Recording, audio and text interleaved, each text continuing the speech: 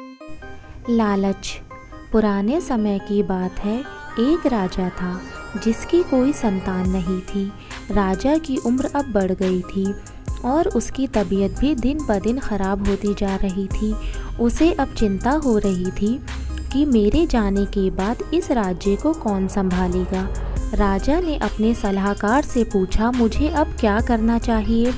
उसके सलाहकार ने कहा कि आपको अब प्रजा में से किसी योग्य व्यक्ति को उत्तराधिकारी बना देना चाहिए। राजा ने कहा, अच्छा ठीक है। दूसरे ही दिन राजा ने अपने मंत्री से कहा कि प्रजा के बीच में ये घोषणा करवा दो कि कल जो भी व्यक्ति सूर्यास्त से पहले मुझसे मिलने राजमहल में आएगा, उसे मैं राज्य का उत्तराधिकारी बना दूंगा। राजा की ये बात सुनकर मंत्री ने कहा कि ये तो बहुत आसान है, ऐसे तो पूरी प्रजा ही उत्तराधिकारी बनने के लिए पहुंच जाएगी। राजा ने कहा, नहीं, ऐसा बिल्कुल भी नहीं होगा। मेरे तक सिर्फ योग्य व्यक्ति ही पहुंचेगा। आप घोषणा करवा दो। मंत्री ने राजा की बात मानकर प्रजा तक ये संदेश पहुंचा दिया। अगले दिन बड़ी संख्या में लोग उत्तराधिकारी बनने के लिए राजमहल की ओर बढ़ने लगे।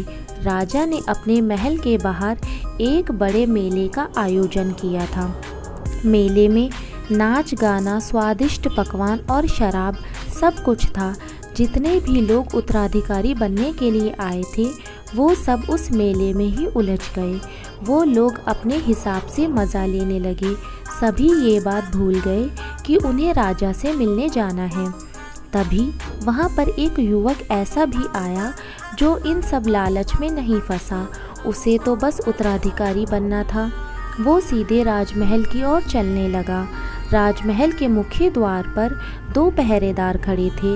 उन्होंने इस युवक को रोकने की कोशिश की, लेकिन इस युवक ने किसी की बात नहीं सुनी और उसने इन सब से बचकर राजमहल में प्रवेश कर दिया। अंदर पहुंचकर वो युवक राजा से मिला। राजा को जैसा उत्तराधिकारी चाहिए था, वैसा उन्हें मिल गया। राजा ने उस युवक को राज्य का उत्तराधिकारी नियुक्त कर दिया। अगर आपको ये स्टोरी पसंद आई हो तो इसे लाइक करें, कमेंट करें, शेयर करें और सब्सक्राइब करना बिल्कुल ना भूलें।